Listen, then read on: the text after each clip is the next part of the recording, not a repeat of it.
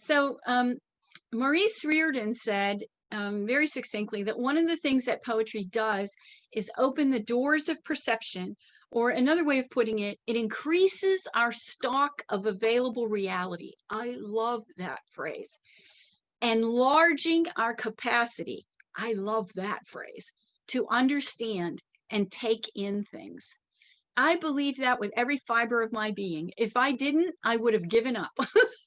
But with the companions that supported me during the writing of the book and my own experience of how, my parents were already frail and I was already needing to take care of them to a degree when I started the book. And then, of course, they passed away right around the time I was submitting the manuscript. Over and over, these poems that we chose, I found increased my stock of available reality and enlarged my capacity. And even though I said early on that your loss is not a gift, it's not a test, it's not a lesson, it does, grief and poetry both give us that opportunity, if we take it, to enlarge our capacity. And I do think that is deep and important spiritual work. And we look at our own Christian witness, and we look at the religious traditions, the wisdom traditions around the world. You could summarize almost all of them by saying that they seek to enlarge the capacity for love and peace and mutual understanding of those whose lives they touch. So when we laid the book out, we did it in 4 arcs. And we did it to try to emphasize that we can be resilient and still do the work of mourning. We can choose not to be in denial, not to be death averse, which is, something our culture has been called, but to become resilient for doing the work and the tasks of grief.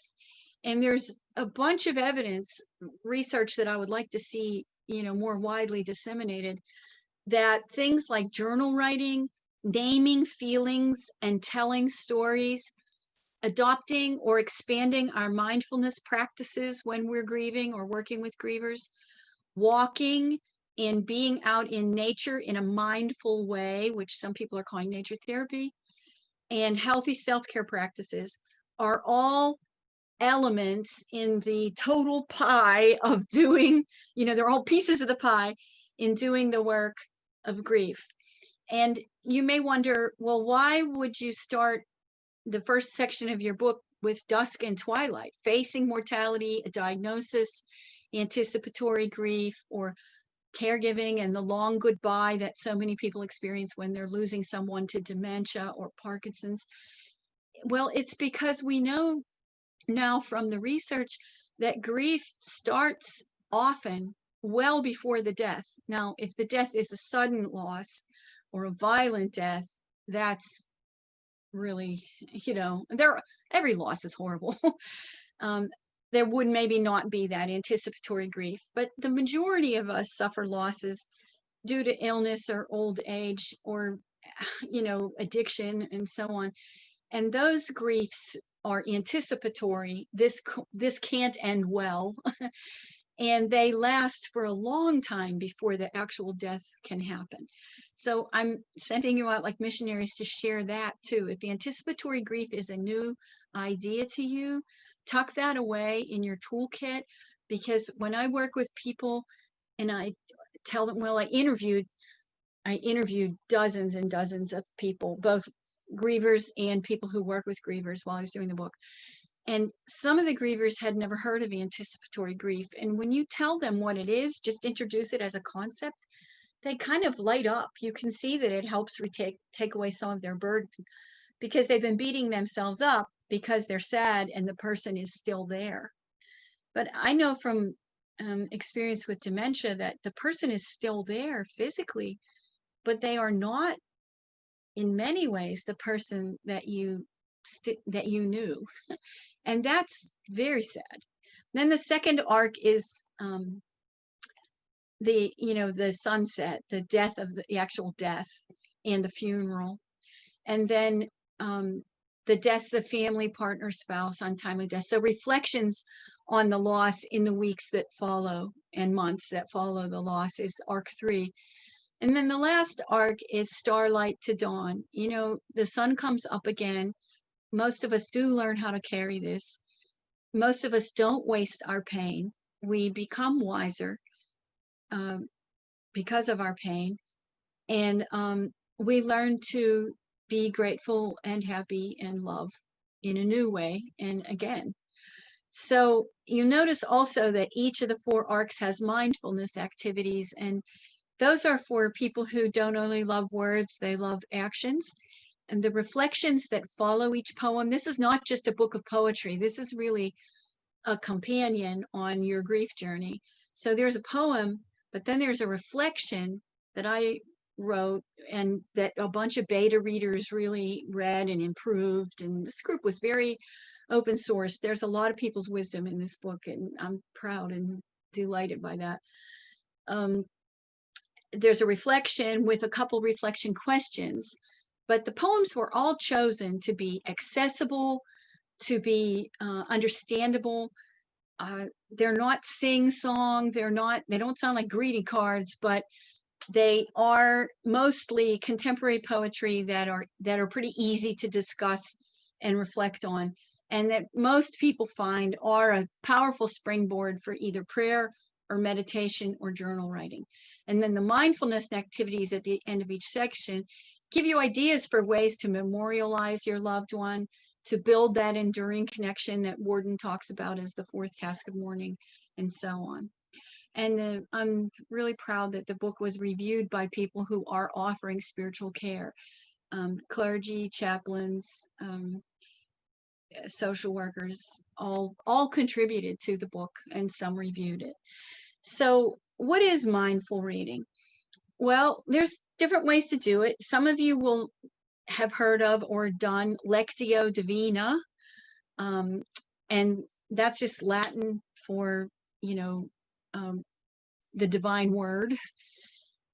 And to do this Lectio Divina, a Latin phrase, scares some people off, so I always refer to it as mindful reading. But if you know about Lectio, you already know this process. So if you're using this for yourself as a griever, or you're going to share it with a family member or somebody you're in ministry with, it's helpful to have a copy of the poem, in front of you on paper. Some people want to underline and mark it up and write questions in the margin. That's great. And then I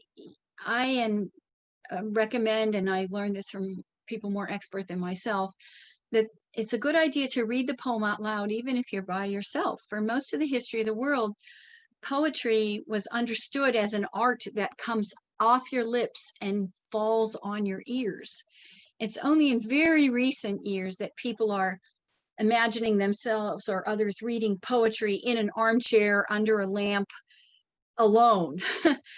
For most of the history of the world, poetry was a communal activity. My husband's family, who I mentioned to you before, he had uncles who would memorize long, pages long story poems like Dangerous Dan McGrew and The Face on the Barroom Floor and so on. And they would stand and recite these poems as entertainment for the extended family at gatherings. And then poems were often used at funerals and so on. And people would write poems to their friends when they were moving to another city. Poetry was more widely embraced by every man and every woman than maybe now, although we are seeing a huge resurgence in poetry that, as you can imagine, gladdens my heart. So read the poem aloud so that you hear it as well as see it. Then take a little pause, choose a word or phrase that draws you or that moves you, or sometimes it's what repels you. Sometimes the energy is in the part of the poem that you resist. And it can be more than one word. It can be a phrase. It can be a whole line. It can be 2 lines. And then after having that quiet experience, if you're with another person doing ministry, you might explore how that describes your experience. So usually when I do a poetry circle, which I hope some of you, we're doing virtual poetry circles now. So if you want to be part of one of them, email me and I'll put you on the list. And when we do that, I usually just say, after we've had these periods of silence and then shared our word or phrase, so what do you think? And the discussion is always rich, because one of the things poems do is work a little miracle or create a kind of alchemy where it helps you to get beyond, superficial conversation into something that matters. And that's one of the reasons people love coming to poetry circles or using them in chaplaincy, for example, because it cuts through a lot of the garbage. I can't tell you how many notes I've had from people after being at a workshop like this and saying to me, the person has seen me so many times, they know me well, it's hard to get them past chit chat right now. But I took one of your poems with me and I used that after we were a couple of minutes into our visit, and it just opened it right up. That's why we did what we did.